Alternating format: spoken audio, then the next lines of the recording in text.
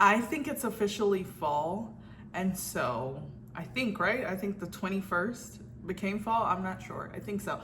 But I wanted to do a fall TBR, not my TBR. I've already read this. So a fall recommendations, books that I think you should read in fall. I try to pick some books that I don't see come across my feed a lot. There are some that obviously you will probably have seen, but these are some that I don't see talked about a lot. So I'll try to be organized maybe. So I will start with the thrillers. I'm sure you've heard me talk about Riley Sager. I know you have, because I talked about The Only One Left. I'm not gonna recommend that one, although I think you should, and it's a good fall. I've already recommended it. So I'm gonna recommend The House Across the Lake. This one follows a woman who moves into a new neighborhood, and the woman across the lake went missing, and so she's trying to figure out what happened to her because they were kind of developing a friendship. It does get paranormal at the end, which a lot of people don't like. I typically don't like when things get paranormal, but Riley Sager is a thriller author, so I feel like it's fine. But I don't think all horror needs paranormal, and so I accepted it in here. Was it a little off the wall? Maybe, but the entirety of the book was good, and so for that I enjoyed this and I would recommend it. I would honestly recommend anything by Riley. Yeah. So this next one I've never seen anybody talk about at all ever, and that is In the Garden of Spite by Camilla Bruce. I actually got this one from the Dollar Tree, and for being $1.25, this was a really good read. Now, if you like women's rage, you support women's wrongs, this book is for you. She is wronged by a guy back in her home country. So she leaves, I forgot what country they're from.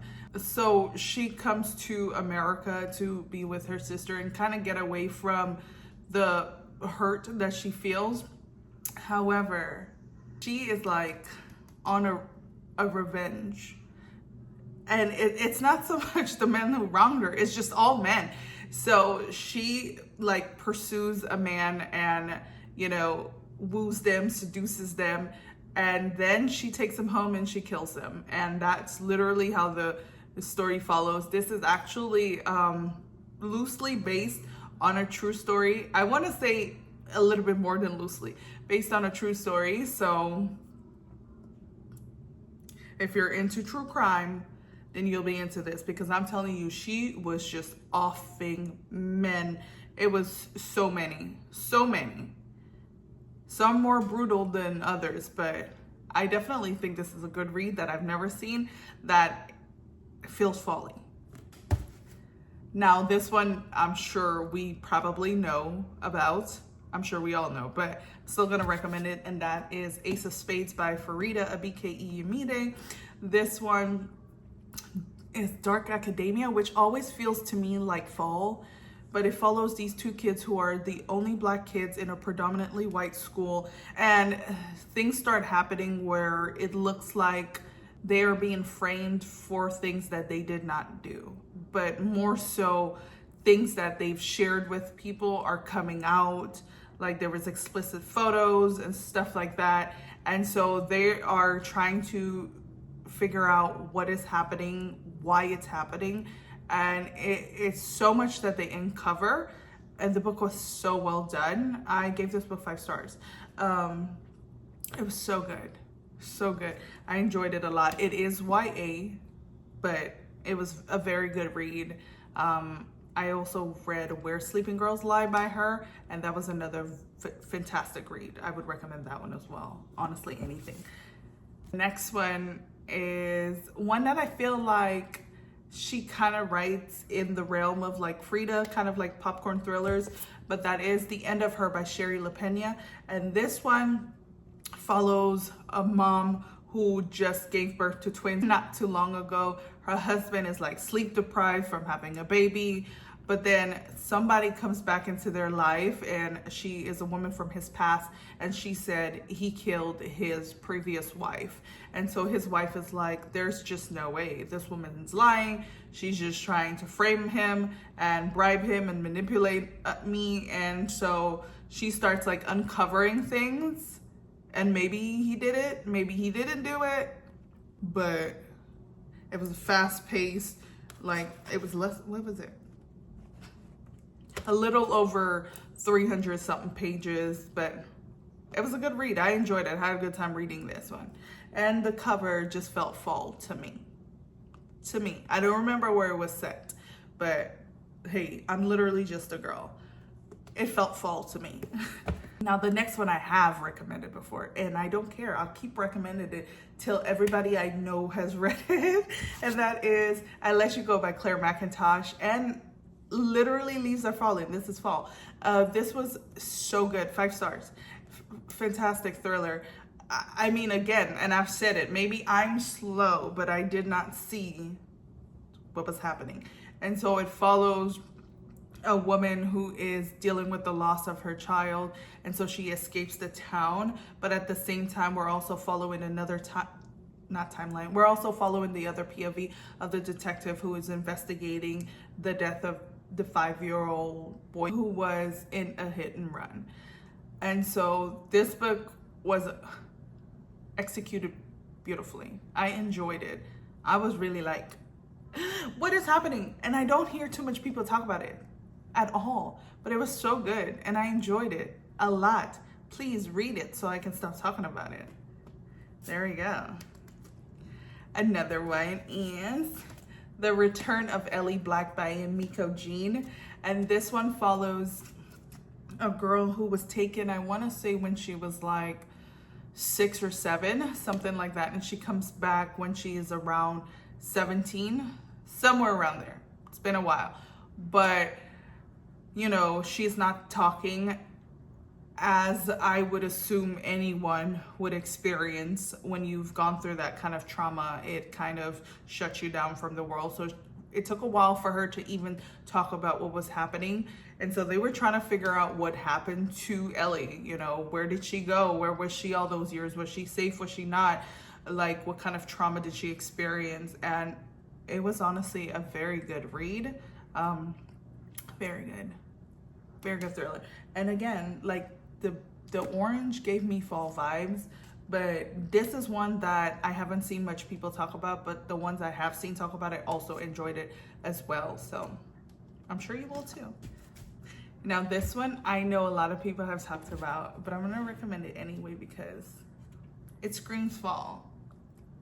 All the Sinners Bleed by S.A. Cosby. This one follows a small town detective who is investigating a crime of a boy who was shot by another police. But while investigating the death of that young boy, he discovers that there have been several missing Black kids in their hometown. And it's heartbreaking, but it's so good. And if you know S.A. Cosby, you know obviously it's going to be action-packed. I felt like this was on the lesser of the action as far as his books goes, but it was definitely a good read. It does talk about race, obviously, because the cop who shot the kid was white and the boy was Black, as well as the missing Black kids. But it was phenomenal. This was good. And that's what's all the thrillers I would recommend. So the next books are not gonna be thrillers. The next one I'm gonna recommend is gonna be a romance. And this one, the color screams fall, okay? And that is The 7-Year Slip by Ashley Poston. Now, looking back, I'm like, I don't think this book was as amazing as I made it to be, because I think I gave it 5 stars. I probably wouldn't give it 5 stars now, but still a very good read. It does have magical realism in here. So it follows a woman who is not really dating, but she goes into an apartment that belonged to her grandma. But every time she goes in there, the apartment time slips, whether it's 7 years in the past, 7 years in the future. And while in that apartment, she meets a man whom she falls in love with And again, time, they can't catch up with time. So either she's in 7 years in the past or 7 years in the future, but he's not aware that the apartment is slipping time. It's a beautiful love story. It just, you know, I like the magical realism element of it. It was a good read.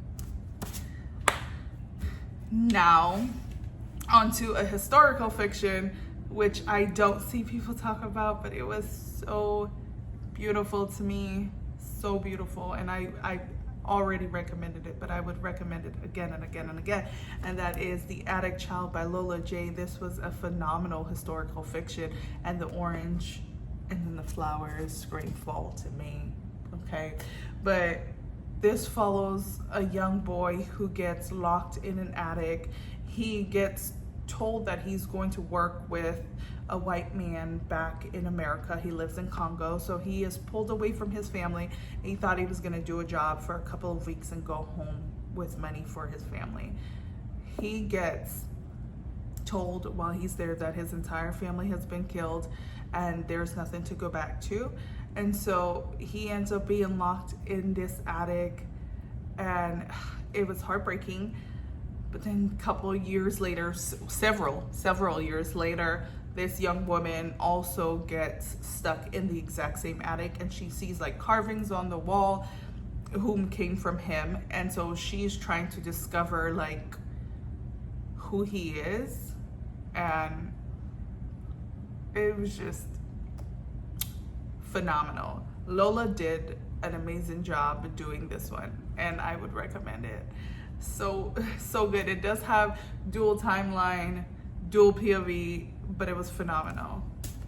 Another book I would recommend, this one is a contemporary fiction, and that is Don't Cry for Me by Daniel Black. This one I've seen people talk about more so now, but this one is about a dad who is writing letters to his gay son and letting him know, like, you know, I may not have accepted you when I was in your life, and I've made you feel bad about that, but here I am, like, now that he's on his deathbed, he's letting him know like how he feels, and he feels bad about how the relationship ended. The only thing I would say about this book, I wished we would have seen Isaac reading the letters. However, there is a second book called Isaac's Song, which is the second book, where he is reading the letters. I didn't know that at the time, so while reading it, I was like, oh, I wish we got his POV. But the second book is his POV, which I have not read yet, but this was a very good book. I mean, it talks about deep topics and what it's like to have like internalized hatred for other groups, and you don't even know why. It doesn't make sense, but it's very good read. And lastly, the other one, I don't even know how to classify this one. I forgot what genre it is in, but it is Come to Dinner by Asira. And this one does revolve around Thanksgiving, which is very much in the thick of fall. And it has a lot of family drama, but it had a beautiful message in the end about, you know, just coming together as family and being there for each other and accepting each other for who you are. It was very messy. I mean, like, cousins was dating exes, and it was very messy. If you like drama, you like this. But yeah, the message in the end, I would classify it really as lit fic, but it ended up being so good. And it's a very short read. I mean, what was the page? Oh, there was no page numbers. There's no page numbers, but it's a very short read, and the words are like fairly big. So I would recommend this. That is the last book I would recommend. Obviously, there are more books that I would recommend, but if there's any books that you think I should read this fall, let me know. I'm excited. Fall is my absolute favorite holiday. Really? My favorite season, along with spring, but definitely fall first. And I love the weather. I love wearing sweaters and boots and having fall nails. I love it. So I'm excited for that. But anyway, that is all. Thank you guys so much for watching. Bye.